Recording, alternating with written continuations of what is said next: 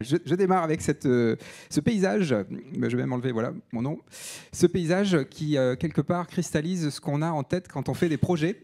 Alors, ce n'est pas forcément exactement ce paysage-là, mais c'est ce niveau de stabilité. C'est qu'en fait, quand on fait des projets, on pense que le monde est stable, par défaut. Et s'il y a des petites fluctuations, c'est les petites vaguelettes sur la mer. Hein. Mais en fait, assez rapidement, on se rend compte que cette vision-là n'est pas forcément la bonne, parce que dans cette ville-là, du jour au lendemain, il peut se passer ça. Donc vous avez peut-être reconnu Valence en Espagne. Et ben donc voilà, 400 litres d'eau par mètre carré en quelques heures, c'est possible, ça arrive, c'est impensable, mais ça arrive. Et ben ça illustre, c'est une des multiples illustrations du monde qui vient. Nous sommes en train de quitter le monde de la continuité pour entrer dans le monde des ruptures. Et ça, c'est le consensus général, scientifique, je veux dire. Hein. C'est le GIEC qui le dit, c'est l'IPBES qui le dit, l'IUCN, la CIA, l'OCDE, le Forum économique mondial. Donc, il y a quand même des secteurs assez différents. Tout le monde est d'accord pour dire qu'en fait, on quitte le monde de la moyenne pour entrer dans le monde de l'écart-type. Ça va tanguer de plus en plus fort et on en prend pour 2 ou 3 siècles. Donc ce n'est pas quelque chose qu'il faut prendre à la légère, ça va amplifier, les fluctuations vont s'amplifier dans les années qui viennent. Alors la première chose qu'on peut se demander évidemment, c'est pourquoi ça nous arrive, ce truc-là, pourquoi nous sommes là, une génération qui vit ça. En fait, c'est une lecture, si vous voulez, qui est assez simple. En fait, c'est de se dire, depuis des années, depuis des décennies, on a mis le compas sur la performance. Donc la performance que je définis comme un contrôleur de gestion, comme la somme de l'efficacité et de l'efficience. Efficacité, atteindre son objectif, efficience avec le moins de moyens possible. Quand on fait ça, en fait, finalement, on canalise. C'est un peu ça qui se passe. Là, vous voyez des exemples d'optimisation, de performance, où on augmente les performances de l'électronique, des lotissements, mais juste pensez à votre journée. La façon dont on empile les assiettes après le petit déjeuner ou les bols, le trajet domicile-travail, les vacances qu'on planifie pour les optimiser. C'est vraiment incroyable comme l'injonction de performance nous habite du matin au soir. C'est devenu une culture de la performance. Alors pourquoi c'est un problème ça? Parce que vous voyez bien ce que je veux dire. Pourquoi j'associe ça au monde fluctuant? Alors c'est très simple, ça tient en 2 mots. Optimiser, fragilise. Optimiser, fragilise. En fait, quand on optimise un système, on fragilise toutes les autres fonctions. Donc, par exemple, ici, vous avez un exemple, c'est la forêt des Landes, là, un morceau, qui en 2022 a subi un méga feu. Donc, ce qu'on voit là, c'est des arbres calcinés, mais surtout, on voit des arbres alignés. Donc, on a aligné les arbres pour optimiser la récolte du bois, mais on a surtout fait des autoroutes pour le feu. Donc on a optimisé une fonction, mais on a fragilisé d'autres fonctions. Donc ça, c'est un exemple, mais en fait, on en a plein des exemples. Il suffit de regarder les médias tous les jours. Tous les jours, nous avons des exemples d'un monde suroptimisé qui est devenu très fragile. Ça craque de tous les côtés. Voilà. Alors, des trucs très anecdotiques, comme la pénurie de moutarde en 2022, vous vous souvenez, parce qu'il y a une sécheresse au Canada. D'ailleurs, où est-ce qu'on trouvait de la moutarde? Dans les magasins bio. Parce que c'était de la production locale, entre parenthèses. Bon, voilà, ça dit des choses aussi. Le canal de Suez, voilà, un bateau, une bourrasque de vent, et c'est des entreprises qui vont mettre des mois à s'en remettre, parce qu'il y a une bourrasque de vent dans un canal. CrowdStrike, une erreur de mise à jour, et c'est tous les systèmes Windows du monde qui plantent. Il faut quand même se rendre compte à quel point nous avons suroptimisé le monde. Donc voilà, optimiser, fragilise, ça c'est la première chose. En fait, quand vous voyez le mot optimiser quelque part, il faut vous demander qu'est-ce que je fragilise? Et ça, c'est toujours vrai. Ça ne dépend pas du système. C'est toujours vrai. Alors, il y a d'autres critiques, évidemment, qu'on peut faire. Et ça, je ne suis pas le seul à avoir parlé de cette chose-là. C'est notamment, là, vous voyez Barbara Stiegler et Richard Horton, le rédacteur en chef de la revue The Lancet. Quand ils ont parlé de la pandémie de Covid, en fait, ils n'ont pas utilisé le mot de pandémie. Ils ont parlé d'une syndémie. La syndémie, ça veut dire qu'en fait, nous sommes entrés dans la maladie du système. C'est le système qui est malade. Le virus SARS-CoV-2, c'est un virus extrêmement banal. C'est un virus du rhume. Alors, très carabiné, je ne vais pas dire le contraire. C'est un bon vieux virus, mais c'est un coronavirus. Assez banal. Ce qui n'est pas banal, c'est le substrat. C'est nous. En fait, on fait des avions très performants. Ça diffuse le virus très rapidement partout. On a de l'obésité, du diabète. Ça fait des comorbidités. Enfin, oui, c'est tout ça. On a optimisé les hôpitaux, ça fait moins de lits. Ouais. Donc, c'est tout ça. Ça, c'est la syndémie. Donc, en fait, le virus SARS-CoV-2 a mis à nu la suroptimisation du monde. Et ça, on l'a tous vécu. Donc on ne peut pas dire qu'on ne l'a pas vu, on l'a tous vécu. Et donc en fait, on est toujours dans ce moment-là. En fait. On est toujours dans cette syndémie et tous les jours, on a des exemples d'un monde malade qui craque. Alors du coup, ça c'est la première critique, optimiser, fragiliser. Mais il y a d'autres critiques qu'on peut faire à la performance, oui, ça va assez loin finalement. L'effet rebond. L'effet rebond, alors ça c'est une critique plus précise de l'efficience. Donc je prends mon exemple favori des frigos, parce que ça tout le monde voit bien. Voilà, les frigos dans les années 60 consommaient beaucoup d'énergie, beaucoup de ressources, beaucoup de métaux. Donc on a fait des progrès de sobriété. On les a rendus plus sobres en énergie, notamment. Ils sont moins énergivores aujourd'hui. Mais qu'est-ce qui se passe? Eh ben, en fait, depuis qu'ils consomment moins d'énergie, donc ils coûtent moins cher, ils sont plus attractifs. Et du coup, qu'est-ce qu'on fait? On les multiplie, on les fait grossir, on fait des frigos connectés, on fait des caves à vin. Et du coup, la population mondiale de frigos augmente. Et du coup, on épuise encore plus les ressources. Alors ça, c'est vraiment terrible parce que c'est assez vicieux. En fait, on commence par faire de la sobriété et on génère de l'ébriété. Alors ça, c'est quand même vraiment dommage. Alors, en biologie, c'est ce qu'on appelle une maladie auto-immune. C'est qu'on prend des gens de bonne volonté qui s'attaquent au système, mais qui en fait aggrave le problème. C'est un peu ce qui se passe avec l'effet rebond. Alors là, j'ai pris l'exemple des frigos, mais évidemment que ça peut se décliner sur à peu près tout. Les voitures, les avions, les écrans plats, la lessive concentrée, le nombre de fois où vous mettez un mot de passe sur vos écrans, double authentification. Oui, il y a des effets rebonds sur la sécurité aussi. Enfin, on est vraiment dans le monde merveilleux des effets rebonds quand même. Et donc ça, c'est le culte de la performance qui fait ça. Quand on performe, mais on ne se rend pas compte qu'en fait, on complique nos systèmes. Bon, puis le troisième critique, c'est la loi de Goodhart. La loi de Goodhart, elle dit quand une mesure devient une cible, elle cesse d'être fiable. Ça veut dire que quand on met un indicateur de performance quelque part, ça va être toxique. Alors oui, l'exemple typique, là, c'est le sportif de compétition. Si vraiment, vraiment, il veut sa médaille d'or, si vraiment il veut aller au sommet du podium, peut-être qu'il va faire du dopage. Et là, il est en train de s'intoxiquer alors qu'il fait du sport. Il est en train de détruire son corps alors qu'il fait du sport. Ça n'a plus rien à voir avec le sport, ça n'a qu'à voir avec la compétition. Et donc ça, c'est vrai partout. Les notes à l'école, le bachotage des étudiants avant les examens, les KPI financiers dans l'industrie.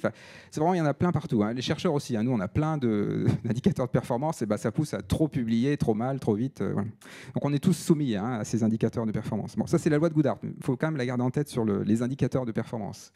Et puis bon, la dernière critique qu'on peut faire de la performance, qui est beaucoup plus générale, c'est qu'en fait, quand on met l'accent sur la performance, c'est toujours une performance relative. Donc on est toujours plus ou moins performant qu'un autre. Donc en fait, quand on met l'accent sur la performance, en fait, on met l'accent sur la compétition. Dans une compétition, qui gagne? Alors c'est très simple. Dans une compétition, ce sont toujours les plus violents qui gagnent. Et ça, c'est toujours vrai. Ça ne dépend pas du système. Si je reprends mon sportif de compétition, il est violent avec son corps. Le pompier, par exemple, qui va au feu, quand il est performant, quand il va au feu, il est violent aussi avec son corps. Vous voyez que parfois, c'est utile d'être performant et d'être violent. Mais vous voyez qu'un pompier, ça dure pas, il ne reste pas au feu tout le temps. C'est transitoire, ça dure pas, parce qu'après, ça devient vraiment dangereux. Donc du coup, voilà. Cette culture de la performance, le problème, c'est que ça devient une culture de la violence. Une culture de la violence contre les femmes, contre les plus défavorisés et contre les écosystèmes. Et c'est vraiment un choix en conscience que nous avons fait de mettre le compas sur la performance, et ça donne ça. En fait, ça donne un monde violent. Alors, sur les écosystèmes, c'est assez clair. Et donc, je pense que si vous êtes là, vous connaissez tous ces sujets-là, donc je n'ai pas besoin de vous faire un bilan socio-écologique de la planète, mais la planète, en gros, les écosystèmes sont essorés par notre performance. En fait, on est en train de faire l'expérience d'un burn-out planétaire. Ce sont les écosystèmes qui brûlent, littéralement. Donc il y a tous les sujets, là, crise climatique, effondrement de la biodiversité, pollution globale, on pourrait ajouter pénurie de ressources. Et donc là-dedans, en fait, il y a un mot qui sort, finalement, et donc là je reboucle avec ce que je vous disais au départ. Quand vous lisez les rapports sur la question socio-écologique, le premier mot qui vient, c'est fluctuant, c'est variable, imprévisible, impensable, c'est le monde VUCA, c'est le monde banni. Enfin, il y a tout un champ lexical de la variation qui dit ça. On va rentrer dans un monde de plus en plus fluctuant qui est causé par notre suroptimisation, par le compas qu'on a mis sur la performance pendant des décennies. Alors juste, on arrive à un moment où en fait on se pose juste une question qui dépasse toutes les autres. Comment habiter le monde fluctuant? C'est vraiment, il faut la prendre au sérieux, cette question-là, parce qu'on n'a pas déraillé suffisamment tôt du culte de la performance. On est encore sur les rails de la performance. Donc comment on fait pour habiter dans ce monde qui va être de plus en plus fluctuant et pour longtemps? Comment on fait? Alors, c'est une très grande question, mais en fait, la réponse, on l'a sous les yeux. C'est ça qui est assez fou. Il suffit juste d'ouvrir les fenêtres et de regarder autour de vous. Il y a des êtres vivants partout qui sont là depuis des millions d'années et qui ont été capables de vivre dans des fluctuations, dans des mondes fluctuants qui dépassent ce qu'on peut imaginer. S'ils sont encore là, c'est qu'ils ont été capables de dépasser ces fluctuations, de vivre avec ces fluctuations. Donc comment font-ils? Quels sont les secrets des êtres vivants qui leur permettent de vivre dans un monde fluctuant? Est-ce qu'il y a des leçons à apprendre? Alors la première chose, quand on regarde les êtres vivants, c'est très simple. Les êtres vivants, quand ils font face à des fluctuations fortes, à des pénuries chroniques de ressources, ils font de la coopération, de l'entraide. Alors ici, là, vous avez un exemple qui est bien pratique parce qu'à peu près tout le monde le connaît. Celui-là, c'est les fameuses symbioses racines-champignons. Donc les plantes font de la photosynthèse, donnent du sucre aux champignons, donc ça nourrit les champignons, et les champignons, en échange, absorbent de l'eau, des sels minéraux, même pour fabriquer même quelques vitamines, et tout ça, ça va nourrir la plante. Donc il y a un échange mutuellement bénéfique pour les deux parties. Et là, vous avez un schéma qui illustre un réseau d'interaction dans un sol forestier japonais. Vous voyez, les points rouges, ce sont des plantes, et les points jaunes et bleus, là, ce sont des espèces de champignons différents. Donc il faut vraiment voir qu'une plante interagit avec des tas d'espèces différentes. Pensez même à votre corps, c'est la même chose. Vous savez que nous sommes des écosystèmes ambulants. Nous trimballons entre 1,5 et 2 kg de bactéries tous les jours. Des espèces de bactéries différentes, il y a tout un écosystème là-dedans. Tout ça, ça nous apporte évidemment des tas de fonctions, des coopérations de notre corps. Alors ça, c'est la première chose. Donc on dit, voilà, ok, donc dans un monde fluctuant, il faut coopérer, il faut multiplier les interactions. Et en fait, quand on regarde la société, et notamment les collectifs de citoyens qui sont soumis à des fortes fluctuations, ça arrive déjà. C'est le moment où on voit apparaître beaucoup plus les modèles coopératifs, participatifs, les scopes, les cycles, les conventions citoyennes, les sciences citoyennes, les recherches participatives. Tout ça, c'est des modèles où en fait, on augmente les interactions, la diversité des interactions pour inventer de nouveaux modèles. On se serre les coudes dans les moments difficiles, on pourrait le dire comme ça, quoi. Bon, ça c'est plutôt joyeux finalement, c'est que le monde fluctuant va nous pousser à coopérer, mais il y a un mais. Il y a un mais dans cette coopération parce que parmi la galaxie de solutions de coopération, il y en a une qui a un peu dépassé toutes les autres, c'est la coopération numérique, la coopération digitale. Là, vous voyez une image, là, c'est une carte des câbles sous-marins dans l'Asie du Sud-Est. Alors d'ailleurs, vous voyez à quel point il y a peu de câbles, donc comme cette infrastructure est fragile, de nouveau, optimisation, fragilité. Et surtout, en fait, c'est une forme de coopération qui est extrêmement performante. On peut avoir accès à toute l'information qu'on veut immédiatement. Ça, c'est par définition très performant, efficace, efficient.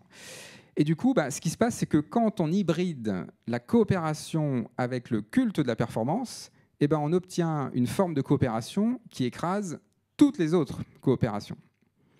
Et donc, en fait, quand on a inventé, dans la deuxième moitié du XXe siècle, cette coopération numérique, en fait, on a surtout fait une forme de canalisation numérique.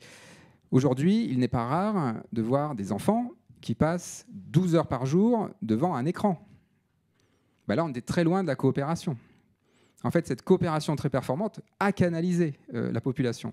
Vous savez, peut-être que vous connaissez ce chiffre, un enfant de 18 ans aujourd'hui, ou un jeune adulte de 18 ans aujourd'hui, par rapport à un jeune adulte du 19e siècle, il a gagné 400 000 heures de temps libre. 400 000 heures de temps libre, sur toute sa vie. Mais alors, si j'enlève le sommeil, le travail, les études, le temps pour manger, l'hygiène, tout ça, donc c'est vraiment 400 000 heures de temps libre, totalement libre. De ces 400 000 heures, il va en donner 330 000 à des écrans. Donc le temps qu'on a gagné grâce aux machines, on le rend aux machines. Donc là, on a quand même un problème.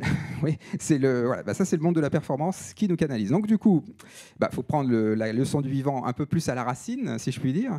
En fait, ce qui nous arrive, c'est qu'aujourd'hui, là, nous réalisons que nous sommes sur une autoroute. On va déjà très vite, depuis des décennies. Et puis les scientifiques nous disent, le brouillard se lève. Et qu'est-ce qu'on fait? On accélère. Alors, je ne sais pas vous, mais moi, sur une autoroute, quand le brouillard se lève, je n'accélère pas. En général, ce qu'on essaie de faire, c'est plutôt de ralentir.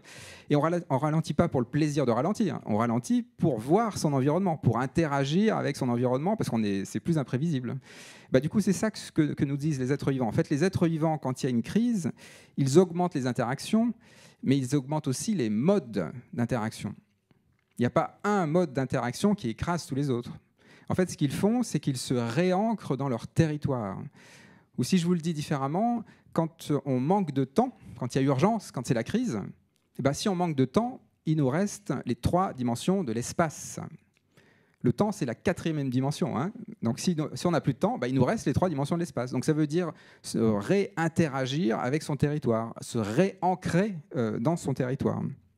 Et donc, il y a un exemple qu'on cite beaucoup dans le milieu écolo, c'est Pocheco, qui est bien pratique parce que c'est exactement ce qu'ils ont fait finalement. C'est une entreprise qui fait des enveloppes à Lille et qui a décidé, en utilisant son foncier, de se réancrer dans son territoire, mais littéralement dans son territoire, son périmètre, quoi.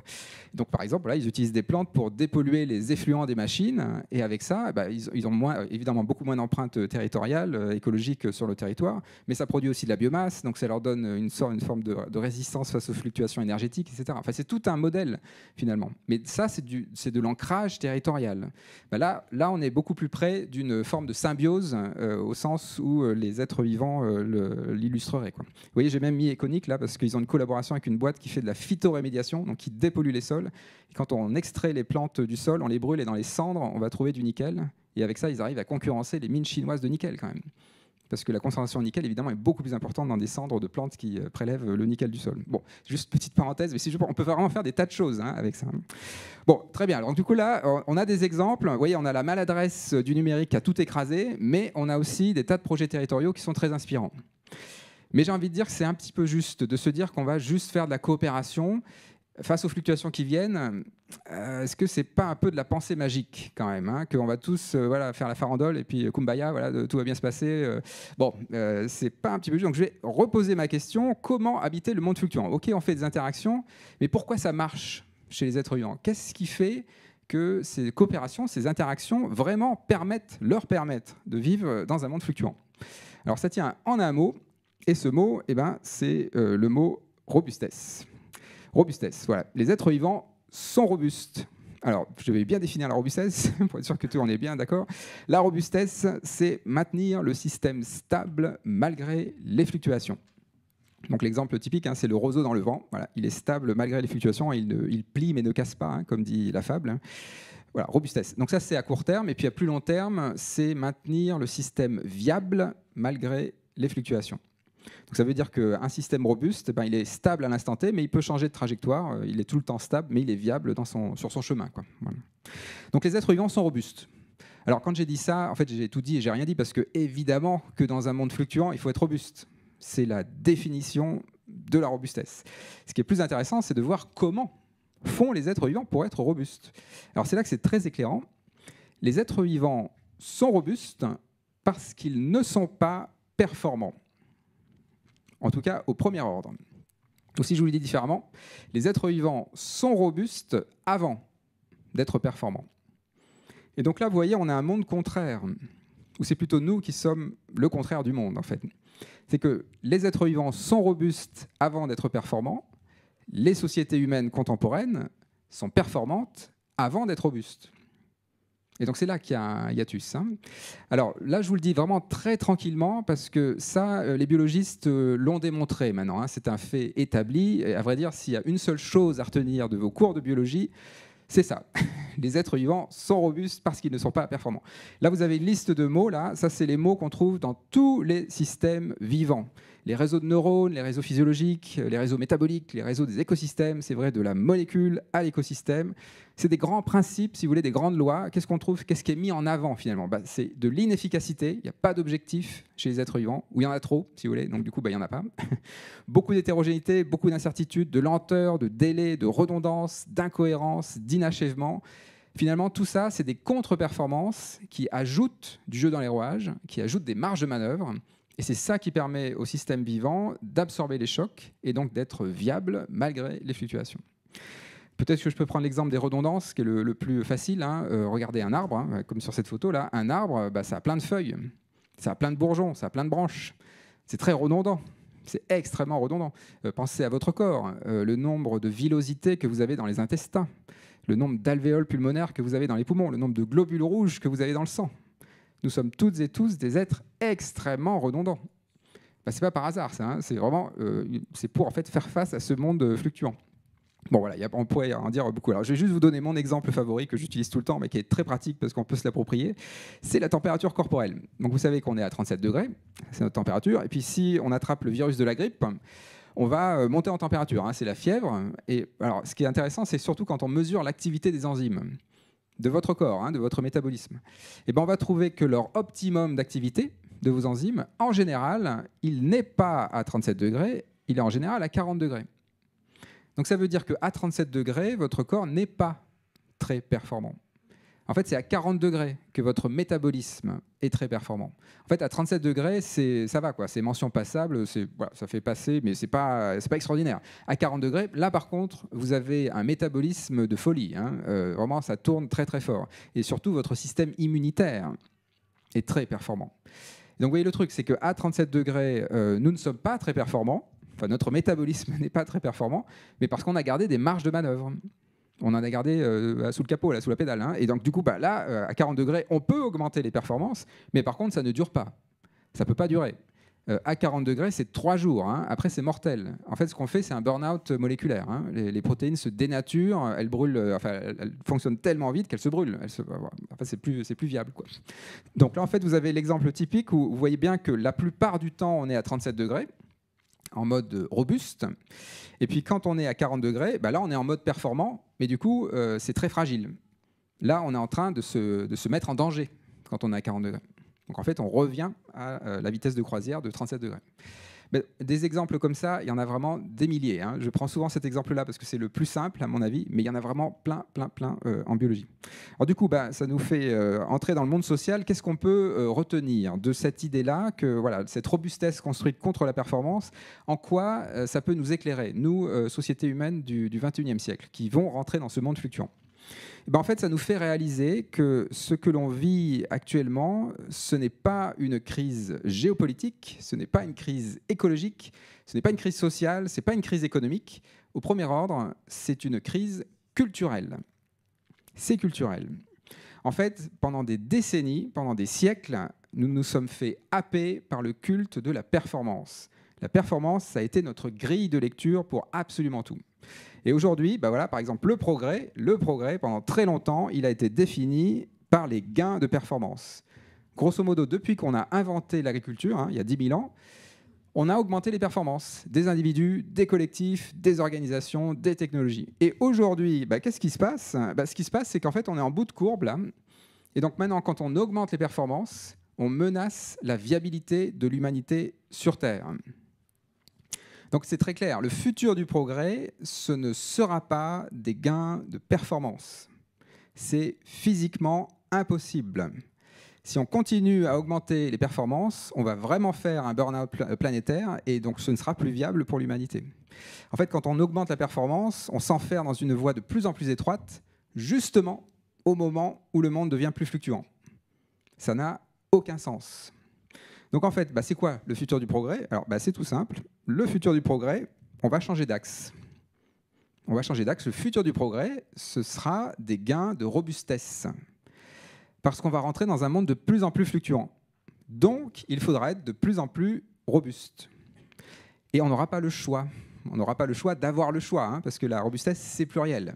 Donc c'est là aussi où c'est quand même plus joyeux que le monde de la performance. C'est pluriel. Mais vous voyez, c'est sur un autre axe. Parce qu'on ne peut pas être très performant et très robuste. C'est physiquement impossible. Quand on est très performant, ben on s'est enferré dans une voie étroite, on s'est canalisé, on s'est spécialisé, si vous voulez. Et dans un monde très robuste, ben on diversifie, on explore, on expérimente. Ben ça a forcément un coût en performance. Hein. C'est moins efficace, c'est moins efficient. Bon, bah donc c'est un grand moment, hein, finalement, on vit une révolution copernicienne. Ce que je suis en train de vous dire ce soir, là, c'est qu'en fait, on est en train de quitter le néolithique. Hein. C'est pas rien, quand même. Le néolithique, hein, c'est quand les humains ont voulu contrôler la nature. Et puis après, on ne s'est pas arrêté finalement. Hein. C'était le piège de la performance. Hein. On voulait toujours plus performer. Voilà, donc on a fait des colonisations, des plantations, la mécanisation, la grande accélération après les années 50. Sauf qu'aujourd'hui, voilà, on arrive au bout de ce schéma-là. En fait, ce qui se passe, c'est qu'on a voulu contrôler la nature, et aujourd'hui, la nature se réveille. Et on se rend compte qu'on a perdu le contrôle. Enfin, même à Hollywood, on n'arrive pas à éteindre les incendies quand même. Hein. Donc s'il y a bien un endroit où on devrait éteindre les incendies, c'est quand même à Hollywood. Hein. Enfin, ils ont toute la technologie, l'argent, les cascadeurs, enfin tout ce qu'on veut, quoi. Donc, non, même à Hollywood, on n'y arrive pas. Donc c'est pour dire qu'on a vraiment perdu le contrôle. Donc maintenant, il va falloir vivre en ayant perdu le contrôle. Alors du coup, ça ressemble à quoi ce truc-là? Et surtout, est-ce que c'est crédible? Parce que nous tous, là, on est quand même issus de cette culture de la performance. Est-ce que c'est envisageable qu'on déraille? Quand je dis dérailler, hein, j'insiste, hein, c'est que nous sommes sur des rails, les rails de la performance. Est-ce que c'est possible de dérailler en 2025, là, de quitter le néolithique? Alors, grande question évidemment, mais je vais utiliser une autre analogie du vivant que j'utilise souvent, c'est les nuées d'oiseaux qui permettent d'expliquer un possible déraillement, un possible basculement. Comment un système bascule? Là, c'est un système qui bascule, ça. Voilà. Un système d'oiseaux, hein. Une nuée d'oiseaux, c'est un système, des éléments en interaction. Et donc, comment ils font pour basculer? Vous voyez, de droite à gauche, là, ils n'arrêtent pas. Hein. D'ailleurs, vous voyez que quand ils basculent, hein, les oiseaux ne tombent pas. Hein. Donc, manifestement, ça se passe bien. Hein. C'est un basculement sans casse, en plus. Hein. Donc, c'est un beau modèle, quand même. Donc, comment font-ils? C'est très simple. Ce sont toujours les oiseaux à la périphérie du groupe qui guident le groupe.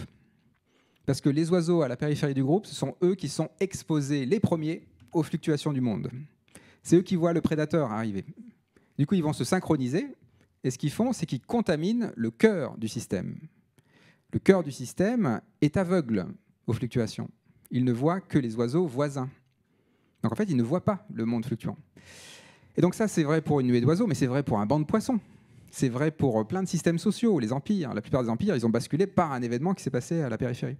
Donc en fait, si vous voulez voir le monde basculer de la performance à la robustesse, c'est pas la peine de passer trop de temps à la Commission européenne, chez McKinsey, chez Total, enfin voilà, je sais pas, hein, mais là c'est plutôt le monde ancien, hein, c'est le monde ancien de la performance. On va peut-être pas apprendre grand-chose de ce monde-là. En fait, il faut plutôt aller regarder les collectifs de citoyens qui sont déjà exposés aux fluctuations du monde, qui sont déjà dans le monde fluctuant.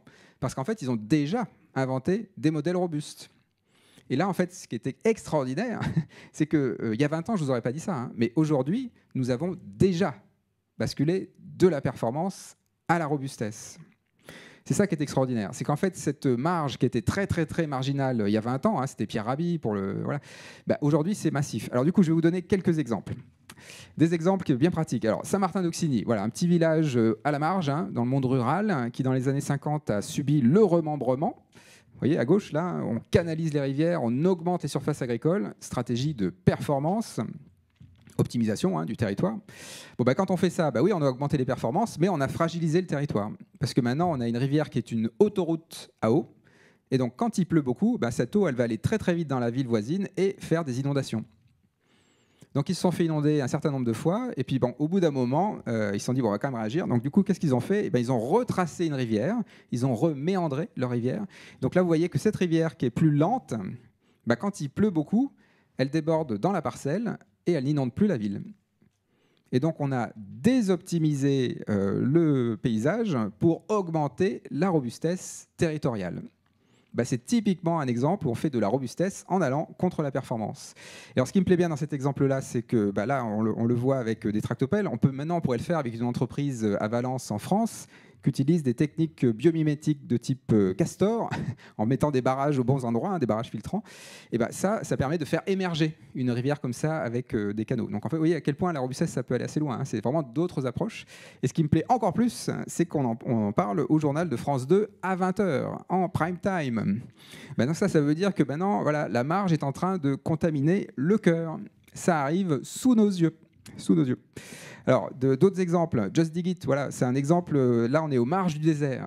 On est aux marges du désert. Comment on fait pour lutter contre la désertification? Une méthode, c'est la méthode des demi-lunes. Vous creusez des petites dunes, voilà, de 4 mètres d'envergure, 50 cm de haut. C'est tout simple, hein. Vous avez un dénivelé. Il y a une petite altitude. Ça suffit à condenser l'eau atmosphérique, donc de condenser l'eau au pied de la dune. Et en quelques années, vous avez reverdi votre désert. Ben ça, c'est une initiative au marge qui est en train de se développer très fort et qui va permettre, en tout cas, qui lutte contre la désertification. Et donc, c'est aussi des initiatives au marge. Et vous voyez, en fait, ce qui me plaît beaucoup dans cet exemple-là, c'est que c'est aussi une autre façon de penser les choses. On ne cherche plus la solution clé en main. La solution clé en main, c'est la solution performante. Là, on cherche les conditions dans lesquelles les solutions émergent. Alors, c'est plus tortueux, c'est plus lent, c'est plus hétérogène, c'est plus imprévisible, donc c'est moins performant, mais c'est plus robuste. Parce que là, ça se maintient tout seul, ça. Hein. C'est très autonome, c'est robuste. Allez, un autre exemple. Là, je vous en donne quelques-uns, hein, comme ça, juste pour alimenter la réflexion. Mais vous voyez, il y en a plein. Ça, c'est les mélanges variétaux en France, mélanges variétaux de blé. Donc, si vous voulez faire de l'agriculture performante, hein, de l'agriculture intensive, vous voulez faire un maximum de rendement en blé, alors vous ne voulez pas faire ça. Hein. En fait, vous voulez faire mettre la meilleure variété de blé en espérant que le monde est stable. Et du coup, vous mettez la meilleure variété de blé qui sera adaptée aux conditions climatiques de cette variété de blé. Bon, bah, dans un monde fluctuant, évidemment, ça va être de moins en moins viable. Donc, qu'est-ce qu'on fait? Eh ben, ce que font les paysans de plus en plus, c'est des mélanges variétaux. Donc, au lieu de semer la meilleure variété de blé, on va semer une vingtaine de variétés de blé en mélange. Un tiers qui est résistante à la sécheresse, un tiers qui est résistante aux inondations, un tiers qui est au milieu. Et donc, ce qui se passe, c'est qu'on n'aura pas le meilleur rendement.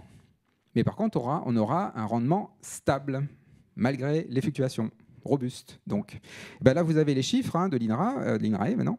La surface de blé tendre en France dans les années 2010, c'était 5%, grosso modo. Vous voyez, en 2020, à Montpellier, dans l'Hérault, là, on est à 40%. Et ça ne va pas s'arrêter, ça. Avec les fluctuations, évidemment qu'on va aller de plus en plus vers ce modèle agroécologique. L'agroforesterie, les jardins créoles dans les Caraïbes. Enfin, tout ça, c'est basé sur de la biodiversité cultivée qui permet en fait, de rendre les parcelles plus autonomes, plus robustes, malgré les fluctuations. Donc voilà, ça inverse un peu ce qu'on peut penser de l'agriculture. L'agriculture pendant très longtemps, pas si longtemps que ça, c'est surtout après-guerre. Donc c'est quand même, on a en gros 80 ans d'agriculture intensive, vraiment intensive. On exploitait les écosystèmes pour augmenter la production. En fait, on évitait les fluctuations en mettant du pétrole, de l'irrigation, des engrais, des pesticides. Donc en fait, on évitait les fluctuations. C'était de l'agriculture extraterrestre. Bon, qui a fait le job, ça a bien nourri tout le monde, mais c'est juste que les externalités négatives sont tellement négatives que c'est plus viable. Donc du coup, dans un monde fluctuant, on inverse. Le paysan qui fait de l'agroécologie, il se demande d'abord comment la production peut nourrir les écosystèmes.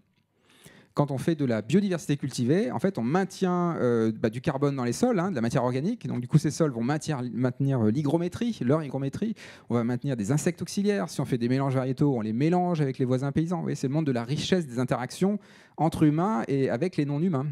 C'est un monde beaucoup plus riche, beaucoup plus intéressant. C'est ce que je dis beaucoup aux jeunes que je croise en école d'ingénieur et tout ça, là, que je vais voir tout à l'heure aussi. Le monde de la robustesse, c'est un monde joyeux parce qu'il est riche en interactions. Le monde de la performance, c'est le monde de l'autoroute, où on va très vite à destination et on n'a rencontré personne sur la route. Et aussi, au passage, arriver plus vite à destination, d'un point de vue philosophique, c'est compliqué quand même. Comme disaient des proches, il n'y aura pas de survivants. Donc voilà, la vie, c'est le chemin, je le dis quand même. Ouais. Bon, ça c'est pour l'agriculture. Un autre exemple, c'est les objets réparables. Il y a Christian Bruyère dans la salle, Maubion par exemple. Voilà. Les objets réparables, il y a 20 ans, c'était un atelier de réparation de vélos en ville. C'est à peu près tout. Aujourd'hui, il n'y a plus tellement d'entreprises qui ne pensent pas la réparabilité, qui ne fait pas de la réparabilité de ces produits. Mais plein de choses, des pulls, des jeans, de l'électronique agricole, des véhicules intermédiaires, plein de choses, ça, c'est très joyeux aussi. C'est on bricole, Ça, c'est la réponse à l'obsolescence programmée aussi. Et puis, c'est très pragmatique. C'est même pas une question de vertu sociale ou de vertu écologique. C'est pragmatique. Dans un monde fluctuant, si votre entreprise dépend d'un bien fabriqué en Chine et que la semaine prochaine, la Chine envahit Taïwan, vous mettez la clé sous la porte parce que vous êtes coincé. Alors que, sauf si vous avez développé la réparabilité locale. Là, vous allez pouvoir maintenir une activité. Bon, c'est juste des exemples. Les Repair Café, il y en a 400 en France. C'est vraiment viral. Alors, un autre exemple. Là, je vais prendre l'exemple des batteries. Vous savez, il y a un mot qu'on utilise beaucoup dans le monde du développement durable, c'est décarboner l'économie. Alors, est-ce qu'il faut vraiment décarboner l'économie ? En fait, quand on décarbone l'économie, très souvent, ce qu'on fait, et Aurore Stéphane le dirait mieux que moi, c'est qu'on remplace le pétrole par des métaux. bah, du coup, on extrait autre chose, en fait. Hein. Donc, une batterie au lithium, il y a du lithium dedans, il y a du cobalt aussi. Bon, je ne sais pas si vous y au Congo, là, c'est quand même pas joli, hein, l'extraction du Congo, du cobalt au Congo, d'un point de vue social, des droits humains, etc., c'est quand même un peu une catastrophe. Donc, du coup, la batterie au lithium, oui, alors ça peut être utile, mais est-ce que c'est quelque chose qu'on peut généraliser ? À mon avis, c'est peut-être pas une très bonne idée. Donc, du coup, est-ce qu'il faut vraiment décarboner l'économie ? Alors, il faut juste prendre un peu de recul. Ce qu'on veut, en fait, c'est émettre moins de CO2. Donc, en fait, il faut plutôt décombustionner l'économie. Il faut arrêter de brûler du bois, du charbon, du pétrole, des biocarburants. Il faut réduire en tout cas le plus fortement possible les émissions de CO2. Donc ça, c'est de la décombustion. Il faut décombustionner l'économie. Mais par contre, il ne faut surtout pas décarboner l'économie. Il faut recarboner l'économie. C'est ça qui est dingue, c'est le contraire. Hein. C'est qu'en fait, l'atome de carbone, c'est l'atome magique de la vie. La vie est basée sur l'atome de carbone. C'est pas l'ennemi, hein, le carbone, hein, clairement pas. Hein. On est fait de carbone, hein, quand même. Hein. Tout le carbone qui est dans notre corps, un jour, c'était une plante, hein, quand même. Hein. Et avant, c'était du CO2. Hein. Enfin, juste pour le dire. C'est ça, recarboner. Donc, en fait, si on est sérieux sur l'économie circulaire, bah, c'est une bioéconomie circulaire basée sur du carbone. Et donc, ça veut dire qu'on va remplacer le pétrole et les métaux par des objets biosourcés, biodégradables. Bon, il y aura toujours des objets en métaux, mais ce sera beaucoup plus minoritaire. Alors, donc là, vous avez un exemple, Lignia, donc c'est une boîte en Suède qui fait des batteries à base de lignine du bois. Donc, par exemple, vous prenez un morceau de bois, vous extrayez la cellulose pour faire du papier, et le déchet, bah, c'est essentiellement de la lignine, et en général, aujourd'hui, on la brûle pour faire de l'énergie. Bah, eux, ils ne la brûlent pas, ils font des films de lignine, et ça stocke l'électricité. Et donc là, ils ont inventé une batterie qui est biodégradable et produite localement. Alors par contre, elle est beaucoup moins performante qu'une batterie au lithium. Il ne faut pas arriver non plus. Hein. Toujours pareil, hein, compromis, performance, robustesse. Mais voilà, en tout cas, c'est un premier pas dans cette direction-là. Et donc on peut penser à plein d'autres choses. Hein. Stocker les données numériques dans l'ADN, les peintures biosourcées. Enfin, il y a vraiment toute une collection de solutions. On n'a pas tout encore, hein, mais c'est ça qui va se passer au XXIe siècle. Notre seule ressource massive et renouvelable, c'est les plantes. 82% de la biomasse sur Terre, c'est des plantes. Donc c'est là que ça se joue. Hein. C'est là notre ressource. Si on veut vraiment faire de la circularité, c'est là que ça se joue. Donc recarboner l'économie. Donc vous voyez, on change quand même. Hein. On change de vision quelque part.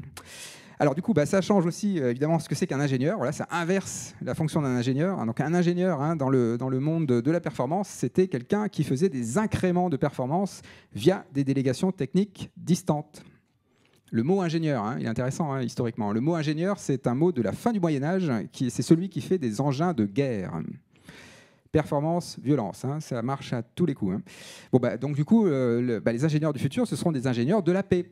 C'est des ingénieurs en fait, à qui on va demander de faire des solutions robustes. Donc solution robuste, c'est quoi ? C'est faire un plan A, un plan B, un plan C, un plan D. On ne va surtout pas leur demander de faire la solution la plus performante. Il faut plutôt plusieurs solutions robustes. Et en plus, on veut qu'il y ait autonomie technique des citoyens. Donc il faut que les citoyens soient capables de réparer, d'adapter, de faire évoluer la technologie dans leur territoire. Il ne faut pas que ça dépende d'un microprocesseur fabriqué à Taïwan. Ce serait bien trop fragile. Donc ça, c'est le monde de la robustesse. Et vous voyez aussi que les ingénieurs, en fait, du monde de la robustesse ne sont pas technophobes. Au contraire, ils sont très technophiles. C'est le monde de la performance qui est technophobe. C'est ça qui est complètement paradoxal, parce que dans le monde de la performance, quand on fait des technologies très performantes, elles écrasent les technologies plus anciennes. Et ça, c'est technophobe. Et en plus, on éloigne les citoyens de la technologie à chaque fois. Hein. Dans cette salle, personne n'est capable de réparer son smartphone. Ça, c'est un exemple typique de technophobie. Hein. Alors que là, dans le monde de la robustesse, quand il y a des nouvelles technologies, si elles sont robustes, on adore. Mais ce n'est pas pour ça qu'on arrête les technologies plus anciennes. On va faire de l'impression 3D pour rendre les objets réparables, mais on va continuer à faire des maisons en terre crue. Aucun problème. Et en plus, on veut que les citoyens réparent. Donc on a vraiment ces technophiles. Ok, alors un petit dernier exemple sur la coopération. Du coup, je reboucle avec mon histoire de coopération, qui était un peu le premier principe du vivant. Comment on articule coopération et robustesse ? Tout simplement en définissant bien ce que c'est que la coopération. Une coopération performante, il y a un nom pour ça, ça s'appelle la collaboration. La collaboration, c'est quand chacun avance sur son projet individuel et on espère que la somme des succès individuels fait un succès collectif. C'est le gagnant-gagnant où il y a toujours quelqu'un qui perd. Et c'est souvent les écosystèmes qui perdent là-dedans. Donc c'est un peu une forme de compétition qui ne dit pas son nom. Alors ça, c'est la coopération performante, donc c'est une collaboration, ce n'est pas de la coopération. La coopération, c'est quand on va contre sa performance individuelle pour nourrir la robustesse du groupe. Ça, c'est la coopération. Et donc c'est pour ça que là, on comprend mieux pourquoi ça marche chez les êtres vivants, la coopération. Il faut nourrir la robustesse du groupe en allant contre sa performance individuelle. Bon, mon schéma vaut ce qu'il vaut, c'est un petit peu cryptique, mais j'espère que vous voyez quand même. Ok, donc voilà, on arrive finalement à un point d'équilibre. Un point d'équilibre, donc nous, les sociétés humaines, jusqu'à présent, on a plutôt mis du poids sur la performance. On a pensé qu'on allait résoudre nos problèmes avec plus de performance. Et puis, quand il y avait une crise, on se posait la question de la robustesse. Bon, maintenant qu'on rentre dans l'ère de la permacrise, de la polycrise, il faut faire de la robustesse tout le temps et de temps en temps autoriser la performance. Donc c'est comme la fièvre, 37 degrés et puis de temps en temps à 40 degrés. Si vous voulez un exemple dans le monde social, c'est le pompier que je citais tout à l'heure. Un pompier, quand il est au feu, il fait de la performance. Il ne fait pas une approche participative pour savoir qui va au feu. On y va, quoi. Mais par contre, le reste du temps, il dort, il attend qu'on le sonne, il s'entraîne. Ça, c'est de la robustesse. Ouais. Et en fait, le pompier, il passe un quart d'heure au feu, pas plus, quoi. Ok. Alors, quelle boîte à outils? Parce que avec ma nuée d'oiseaux, là, je pourrais quand même un peu donner l'impression que c'est inéluctable, cette bascule de la performance à la robustesse. Et c'est vrai, c'est inéluctable. Le monde fluctuant va faire le ménage. Ce seront les robustes qui vont rester. Vraiment très clairement comme pour l'évolution biologique. Le problème, c'est que si on laisse faire les fluctuations, il y aura beaucoup de casse. Et à vrai dire, il y a déjà beaucoup de casse. Et là, le moment qu'on vit actuellement, là, avec Poutine, Trump, tout ça, c'est l'exemple typique des ultra-performants qui se crispent, qui se rigidifient, parce qu'ils sont dans les cordes. C'est le chant du cygne de la performance, donc ils résistent très fort. Mais comment on fait pour basculer plus vite, finalement? C'est ça, comment on fait pour aller faire ce basculement avec le moins de casse possible? Donc c'est là où ça devient un sujet politique, au sens noble du terme. Comment on fait pour basculer vers plus de robustesse en faisant le moins de casse possible? Donc du coup, ça peut demander une boîte à outils. Alors, je ne vais pas vous faire une prescription, ce serait bien trop performant, évidemment, mais quelques clés de réflexion, parce que c'est évidemment très hétérogène, ça dépend des secteurs, ça dépend des entreprises, du timing, etc. Enfin, ça dépend de plein de choses. Mais quand même, quelques clés. Alors, la première clé, c'est qu'on va un peu remettre en cause les indicateurs de performance. Bon, j'ai déjà fait un petit peu avec la loi de Goodhart. Quand une mesure devient une cible, elle cesse d'être fiable. Donc les indicateurs de performance, en fait, quand on réfléchit bien, le mot indicateur fait l'hypothèse du monde stable. Un indicateur, ça n'a de sens que si demain est comme aujourd'hui. D'ailleurs, quand on fait les indicateurs de performance, très souvent, en fin d'année, on regarde son tableur Excel, on regarde ce qu'on a fait l'année d'avant, et on se dit que ça va être pareil l'année d'après. Donc c'est vraiment l'hypothèse du monde stable. Pourtant, avec le Covid, on a bien compris que ça ne marchait plus, ce truc-là. Bon, du coup, alors, ça, c'est un outil statique adapté à un monde stable. Dans un monde instable, il faut des outils dynamiques. Donc un outil dynamique, c'est le stress test, le test de robustesse. Donc c'est tout simple, un stress test, vous pouvez le faire dans vos entreprises, un peu quand vous voulez, mais c'est tout simple, vous prenez votre modèle économique et vous faites fluctuer un des paramètres au hasard. Donc par exemple, l'année prochaine, le pétrole est 30% plus cher. Qu'est-ce que ça change à mon activité? L'année prochaine, il y a un virus planétaire, informatique, qui éteint Internet. Ça nous pend au nez, ça va arriver. Quand on voit les problèmes de cybersécurité, ça va arriver. Qu'est-ce que ça change à mes activités? L'année prochaine, j'ai une méga inondation dans mon territoire. Qu'est-ce que ça change à mes activités? Voilà. On peut en faire plein comme ça. J'ai tout un jeu de cartes. Et donc, en fait, vous pouvez faire votre propre jeu de cartes. Mais il se trouve que la métropole de Lyon a édité un jeu qui s'appelle Tumult, que vous pouvez télécharger. Il est disponible en ligne. Et c'est un stress test à destination des entreprises. Alors oui, non seulement ça existe, mais le fait que ça existe et que ce soit édité par une ville, ça dit beaucoup de choses quand même. Ça dit quand même qu'on rentre vraiment dans le monde fluctuant. Là. On change de monde, vraiment. Voilà, le stress test. Donc ça permet de rentrer dans le monde fluctuant. L'autre chose, c'est qu'une fois qu'on s'est acculturé au monde fluctuant, on va se rendre compte que tous les mots du dictionnaire, ou presque, ont été qualifiés dans le monde stable. L'histoire, ça a 5000 ans. Donc l'écriture, 5000 ans.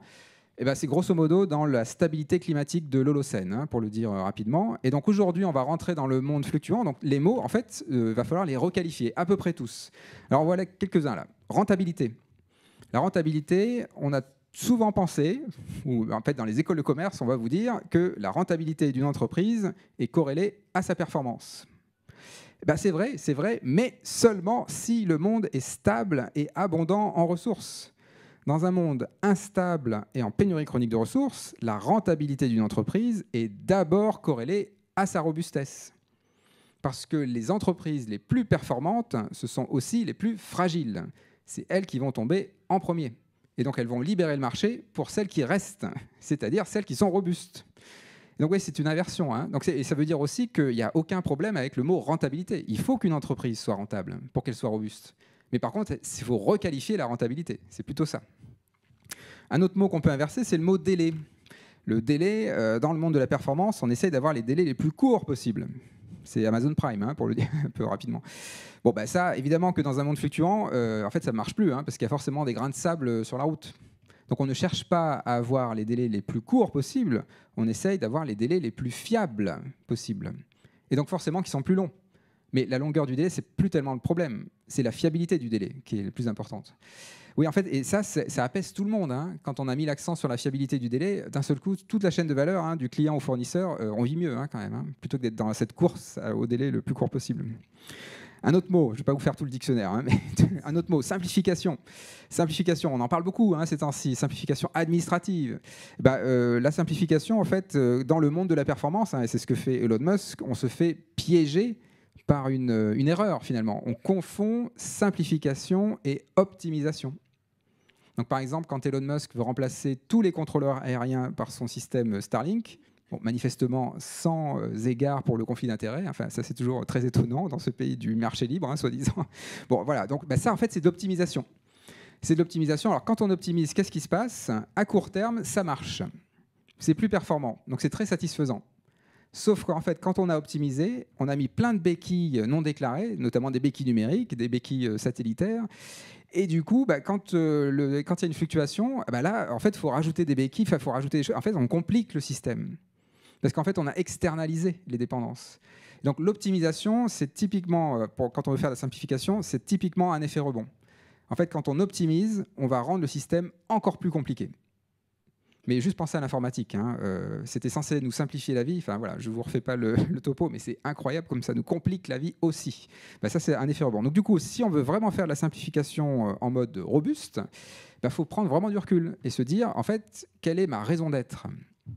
Ma raison d'être, c'est 5 ou 6 principes. Hein. Quand je dis ma, c'est de mon entreprise, de mon organisation. Hein. Quelle est ma raison d'être? 5 ou 6 principes que tout le monde peut retenir, que tout le monde peut dire. C'est que je vais dans l'entreprise, normalement, tout le monde doit me dire les 5 principes de la raison d'être, tout le monde doit les connaître. Ça, c'est très simple, parce que voilà, donc c'est robuste, on peut vraiment se l'approprier. Et du coup, vu que c'est seulement 5 principes, c'est assez large, c'est assez lâche, et du coup, ça laisse beaucoup de marge d'interprétation locale. Et ça, c'est de la robustesse, parce que ce n'est pas très performant. Ce n'est pas très contrôlant, quoi. Voilà, il y a de la subsidiarité, hein, dans ce modèle-là. Du coup, ça ne veut pas dire qu'on oublie le règlement intérieur, qu'on oublie la CSRD, tout ça. Non, c'est juste que c'est secondaire. On met d'abord la raison d'être. Et ensuite, on fait rentrer la CSRD dans cette raison d'être. Vous voyez, le truc, c'est, en fait, voilà, faut mettre les choses à la bonne place, quoi, hein. C'est comme la sobriété tout à l'heure. Hein. Ok, voilà, justement, c'est une autre clé, hein, c'est notre rapport aux solutions. Je vous l'ai un petit peu dit tout à l'heure avec les dunes. C'est le rapport aux solutions, notre rapport aux solutions. Dans le monde de la performance, on adore les solutions clés en main. Et donc, quand on utilise une solution clé en main, on est très satisfait parce qu'on a résolu un tout petit problème sans se rendre compte qu'on a aggravé des tas d'autres problèmes. Ça, c'est le grand classique. Donc là, par exemple, voilà, une app qui va rendre les objets sobres, en fait, ça va dépendre de distanciation numérique qui vont également consommer des ressources. Donc, en fait, on ne fait pas du tout de la sobriété, là. Et puis, c'est très fragile, évidemment. Donc, du coup, ça, c'est la solution clé en main qui n'est pas forcément la plus pertinente. Donc, du coup, c'est quoi dans le monde robuste? On ne va pas chercher la solution clé en main, on va chercher les conditions dans lesquelles les solutions émergent. Je le redis, hein, parce que ça, c'est de l'approche systémique, dans le texte, les conditions dans lesquelles les solutions émergent. C'est un billard à 3 bandes. Ça veut dire qu'on va travailler le contexte, on va travailler le terreau. Et là, ça peut pousser dans ce terreau-là. Donc là, vous avez un magnifique fer à repasser réparable. Vous voyez qu'il n'est pas sobre, il est plus lourd, il y a des gros boulons, tout ça. Donc, ce n'est pas sobre à la fabrication. Mais puisqu'il est réparable, il va pouvoir durer, on va pouvoir le transmettre, et donc ça va générer de la sobriété. Et donc, vous voyez, parfois, il faut faire le contraire de ce qu'on voudrait faire. On va faire des objets qui ne sont pas sobres pour générer de la sobriété. Donc ça vous permet de voir en fait que la sobriété, c'est un très bel objectif, mais ce n'est pas nécessairement une bonne stratégie. Parfois, il faut faire autre chose. Vous voyez, la robustesse, il faut commencer par la robustesse. En fait, je peux vous le dire comme ça. Quand on commence par la robustesse, non seulement ça peut générer de la sobriété, mais en plus, ça répond à une pulsion humaine profonde, qui est celle de durer et de transmettre. Tout le monde répond à ça. La sobriété, il n'y a pas grand monde qui répond. La nécessité de réduire, compliqué, quoi. Il faudrait, mais sauf que ça ne marche pas pour tout le monde. Là, en fait, vous commencez par la robustesse, vous allez générer de la sobriété. Bon, pensée systémique. Il faut que j'avance un peu. Sur l'éducation. L'éducation, évidemment, on est dans un moment culturel, une bascule culturelle incroyable, copernicienne. On est en train de changer de monde, basculer de la performance à la robustesse. Donc ça veut dire que si c'est un moment culturel, l'éducation va être cruciale. L'éducation nationale, pour le dire un peu rapidement, historique, c'est plutôt une école de la compétition, où on veut former de la chair à canon, des capitaines d'industrie. Enfin, c'est que au service de la compétition, grosso modo. D'ailleurs, le format d'une classe, c'est un peu comme là je suis. C'est-à-dire que voilà, je prêche et vous êtes en ligne. Voilà, ça, c'est un rapport descendant. Donc, en fait, ça ne marche pas, ça. Donc, en fait, dans le monde de la coopération, en fait, on est beaucoup plus dans des petits groupes, en cercle. Et en fait, la position du professeur, la posture du professeur change. C'est plus quelqu'un qui apporte des réponses, mais c'est plutôt quelqu'un qui apporte des questions. Et ce sont les élèves, ensemble, qui vont chercher les réponses de façon collégiale. Et donc ça, c'est les approches de pédagogie active, de classe inversée, c'est les écoles Freinet, Montessori, enfin il y en a plein, il y a toute une galaxie, Stromberg en Finlande. La Finlande a un très bel exemple, parce qu'ils font ça depuis des années.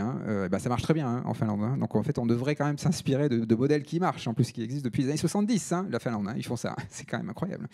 Bon, voilà, donc ça, les écoles de la coopération, ça va vraiment être fondamental.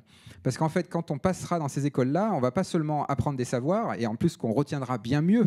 Parce que quand on trouve soi-même, quand on découvre soi-même avec ses camarades, ça reste pour la vie, ça. Alors que quand ça vient d'en haut, ça passe, mais ça disparaît, quoi, quand même. Donc du coup, voilà. Et aussi, donc non seulement la robustesse des savoirs, mais aussi on va faire des coopérateurs. En fait, c'est des écoles où on apprend à apprendre avec les autres. On n'apprend plus à dépasser les autres, on apprend à se dépasser grâce aux autres. Ça, c'est la robustesse. Et donc, en fait, vous voyez que dans ces écoles-là, en fait, on va apprendre à parler à des gens qui ont d'autres traditions, d'autres cultures. On va apprendre à résoudre des conflits. On aura besoin de ces soft skills, si vous voulez, dans le monde qui vient, pour faire de la coopération. Donc, toujours pareil, aller contre sa performance individuelle pour nourrir la robustesse du groupe. Bon, alors, l'agroforesterie, il ne faut pas trop que parce que sinon je vais parler pendant 2 heures et je n'aurai plus de temps pour les questions. Des autres symboles de ce qui va se passer dans le monde qui vient. Aujourd'hui, quand vous allez prenez le TGV, vous regardez les champs autour de vous, c'est beaucoup des monocultures. Il n'y a pas beaucoup d'arbres, pas beaucoup de haies. Vous avez vu. Dans le monde qui vient, il y aura beaucoup plus d'arbres. Le modèle agricole qui va l'emporter, ce sera l'agroforesterie. C'est avec des arbres plantés sur les cultures. Et ça, c'est du pragmatisme très simple. C'est quand vous mettez des arbres au-dessus des cultures, en fait, vous protégez les cultures des intempéries, de la grêle, etc. Vous maintenez l'hygrométrie. Quand vous avez des arbres, sous les arbres, forcément, vous avez des haies. Vous avez plein de plantes qui vont avoir des tas de microbiomes dans leur sol qui vont aider les plantes à résister aux sécheresses et aux pathogènes. Ça, c'est démontré scientifiquement. Il n'y a plus de questions là-dessus. Donc, ça veut dire que notre paysage va beaucoup changer. En fait, nous, alors il ne faut pas que j'éditorialise trop, mais en Europe, en fait, on a copié le modèle agricole du croissant fertile il y a des milliers d'années. Mais le croissant fertile, le modèle agricole du croissant fertile, c'est une savane. Un peu bêtement, on a copié une savane en Europe, alors que l'Europe, c'est une forêt, essentiellement, par l'Espagne. Mais grosso modo, c'est une forêt. Donc l'agroforesterie, on va enfin se reconnecter à l'habitat naturel de l'Europe. Vous voyez à quel point ça va changer, le monde va changer. Donc ça, c'est un exemple. Une autre chose qu'on voit aussi dans le monde agricole, c'est l'idée d'oser désobéir. Et quand je dis désobéir, c'est désobéir au catéchisme performant. C'est qu'en fait, là, vous avez un exemple. Oé, c'est un vigneron à Lyon qui fait du vin en faisant tout ce que les vignerons voudraient faire, mais n'osent pas faire. Parce que ça va contre l'injonction de performance. Donc, du coup, il fait des bouteilles consignées. Ça a été le premier à faire des bouteilles consignées. Bien sûr qu'il y a des mauvaises herbes entre les allées, mais ça, on en fait depuis longtemps. D'ailleurs, les mauvaises herbes, c'est aussi quelque chose qu'il faut inverser. Dans le monde robuste, on appelle ça des plantes pionnières. Voilà. Bon, ça, c'est Oé. En fait, ce que j'aime beaucoup dans Oé, c'est qu'ils font tout ça, mais en plus, ils font un livre blanc qui est accessible à tous les autres vignerons. Ils partagent en transparence. Ça, voilà, c'est très joyeux quand même. Un autre exemple, c'est les paysans artisans qui arrivent à trouver, donc ça c'est à Namur, ils font de l'agroécologie, mais pas radicale. C'est-à-dire que parfois, il faut laisser déroger à la règle pour faire quand même suffisamment de volume. Vous voyez, c'est un équilibre à trouver entre performance et robustesse. La radicalité, c'est toujours de la performance. Donc forcément, voilà, c'est un nouvel équilibre à trouver. Donc oser désobéir, y compris des deux côtés, quoi. Voilà. Une autre clé, il faut que j'arrête avec ma liste, une autre clé, c'est de dire que la robustesse n'est pas à la carte. Dans une chaîne de valeur, le maillon faible, c'est le maillon performant. Du client au fournisseur, le maillon faible, c'est le maillon performant. Là, je vous donne un exemple. Là, vous imaginez une entreprise qui serait au service de la robustesse du territoire. Donc, ça serait l'anneau vert. Hein. Mais en interne, ce serait une entreprise, parce que les enjeux sont tellement importants, qui fonctionnerait de façon dictatoriale, qui serait dans le pouvoir, dans la performance. Ben là, c'est des gens qui vont travailler 100 heures par semaine, qui vont se cramer, qui vont se brûler, burn-out en interne. Et donc là, ils ne sont plus au service de la robustesse du territoire. Donc en fait, si on veut faire de la robustesse, il faut que ce soit de la robustesse en interne et en externe. C'est un système de poupée russe, si vous voulez. La première robustesse, c'est la robustesse de votre corps. Votre santé, c'est votre écologie intime. Elle doit être robuste. Si vous êtes robuste dans votre corps, vous allez être au service de la robustesse de votre famille, de vos proches. Cette robustesse familiale va être au service de la robustesse du collectif, qui va être au service de la robustesse de l'organisation, au service de la robustesse du territoire, au service de la robustesse des autres territoires. Oui, c'est très transversal comme ça. Mais encore une fois, c'est le maillon faible, c'est le maillon performant. Donc n'hésitez pas à virer vos clients performants. C'est ce que je vous dis, finalement, en creux. Parce qu'ils vont vous contaminer. Ils vont vous pousser aux accidents du travail, aux problèmes écologiques, aux problèmes de public relation. Voilà. Ça demande un peu de courage, mais ça vaut le coup dans le monde fluctuant. Bon, j'ai presque terminé. Ici, là, une pyramide. Ça, c'est la pyramide qu'on a en tête quand on fait des projets dans le monde de la performance. Donc, en fait, on pense que tout projet doit avoir une solide fondation économique. Et s'il y a une solide fondation économique, alors le reste suit. Il y a du lien social et on s'occupe de l'environnement. Bon, ça, c'est de la pensée magique. C'est la pensée magique parce que la fondation, c'est l'économie, c'est une abstraction mathématique. Alors, je ne sais pas vous, mais moi, je ne construirais pas une pyramide sur une abstraction mathématique. Enfin, Aurélien Barraud n'est pas là, mais je suis sûr qu'il dirait à peu près pareil. C'est astrophysicien, on peut lui faire confiance. Donc, du coup, pourquoi ça marche, cette pyramide, aujourd'hui ? Parce qu'en fait, sous l'économie, on a une autre brique qui n'est pas déclarée, et qui est une grosse brique avec des ressources abondantes et pas chères. Du pétrole, des métaux, des ressources humaines, des Deliveroo, enfin tout ce que vous voulez, quoi. Et bien là, ça marche, d'un point de vue un peu cynique. C'est-à-dire que le rôle de l'économie, c'est de gérer l'abondance des ressources. En biologie, c'est ce qu'on appelle un parasite. C'est ce que font les parasites, c'est gérer l'abondance des ressources. Donc ça marche tant que les ressources sont abondantes et tant qu'il n'y a pas d'externalité négative.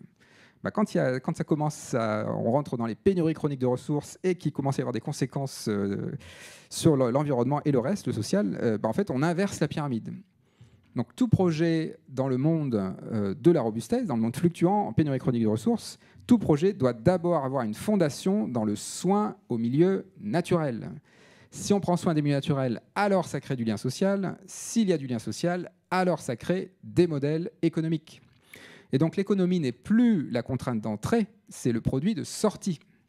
Et c'est sa place. Il faut que l'économie soit dans le social. L'inverse, il faut quand même réfléchir, l'inverse, c'est mettre la société dans l'économie. C'est faire rentrer la société dans un modèle mathématique. C'est forcément dogmatique. Là, c'est beaucoup plus intéressant finalement. Et c'est beaucoup plus pluriel aussi. Ça veut dire qu'on a droit à avoir plusieurs modèles économiques. Et vous voyez, j'ai mis deux phrases là. Deux phrases qui illustrent un peu mon propos du jour. Dans les années 80, c'est là où on se posait la question de l'impact de nos activités sur l'environnement, dans une posture très descendante, comme si on allait pouvoir contrôler l'environnement, encore comme dans le néolithique. Donc là, il faut changer de logiciel là aussi. Donc on ne se pose plus la question de l'impact de nos activités sur l'environnement, en tout cas pas d'abord. On se pose d'abord la question de l'impact de l'environnement sur nos activités. Le monde fluctuant, il est là et il est là pour rester. Et donc, il va falloir ajuster nos activités à ce niveau de fluctuation. Et donc ça, c'est l'entreprise robuste, l'entreprise à visée robuste, évidemment.